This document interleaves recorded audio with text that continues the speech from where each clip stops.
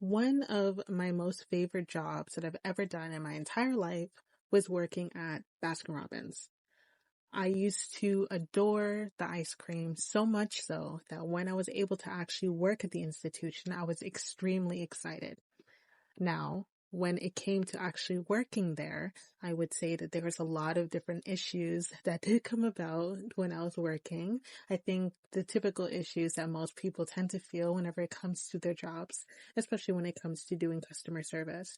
But I think one of the things that truly made my day was being able to see my other coworkers who I had grown a close relationship with. One day, I remember me walking into the location that I had to go to, and I remember walking in with a big bright smile and greeting everybody, hoping that everyone's day has been going well, especially because I think the day was very wintry. It was during the Canadian winter, so if you're Canadian, you can only imagine how cold it was. But I do remember that during that shift, one of my colleagues came to me and said, I really look forward to working with you because you have this very you have this very energetic presence, but also you're just always so happy whenever you come to work that it makes me feel a lot better working.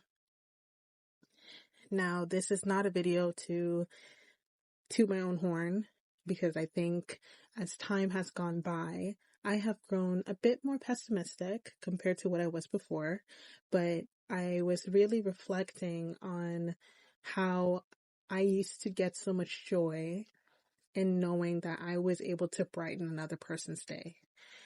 This video is more so a reflection, but typically the rest of my videos are always a reflection, but this video is definitely one because I realized that we are in a society where negativity seems to really run rampant, and it's a lot harder for you to push positivity, especially within YouTube or just in general in any type of social media or even in real life, to be honest.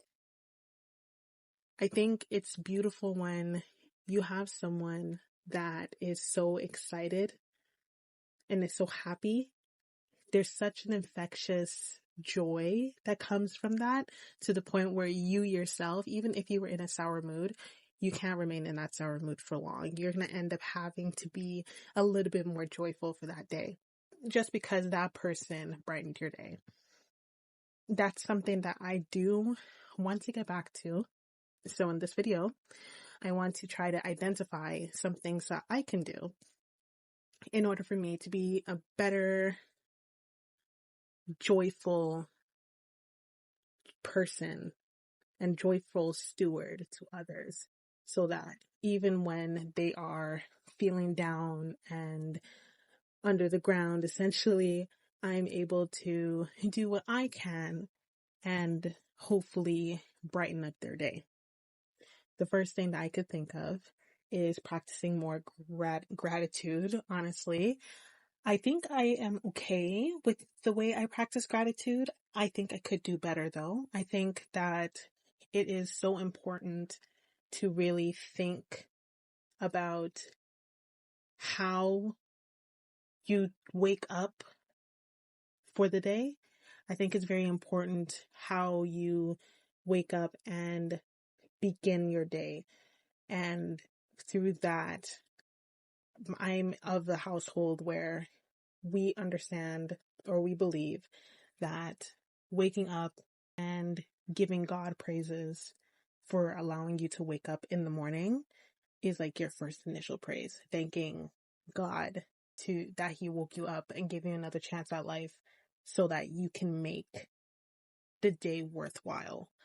I think that is something that Christians tend to emphasize. I would hope Christians still maintain that emphasis.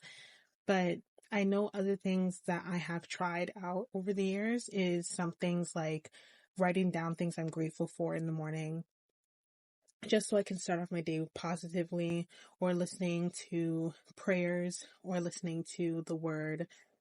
I know that there are people that listen to affirmations. I've never really gotten into the affirmations thing. I'm kind of hesitant on it. I don't know why, but there's a hesitancy that I feel towards it. Um, but I could try affirmations that are more Christian based for myself personally. But I do think that affirmations are definitely great. I have spoken about it in other videos where you post affirmations on your wall and then say those things back to yourself. I think it might be that I'm not into the idea of someone telling me it, but it's me using my own words to speak life into myself. I think that's where it might be coming from. I'm not entirely sure.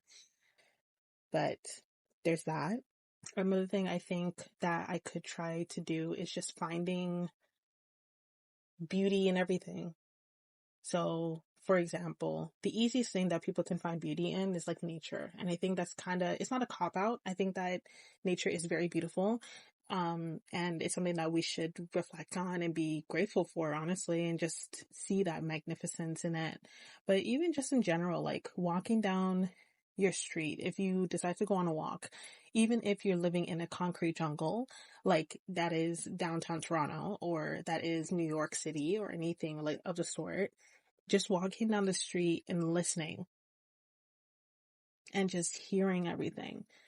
I think that act of like meditation, of you walking and just observing everything around you, I think there's something about that as well that can help me, to try and really bring about that joy again of seeing the world through rose-colored glasses. Yes, I know that there's some nuance there, but I think the rose-colored glasses are very good whenever it comes to, especially now in today's climate. I think rose-colored glasses aren't the worst thing. And I think one more thing, it kind of falls into the last one as well, is just the act of sitting in silence.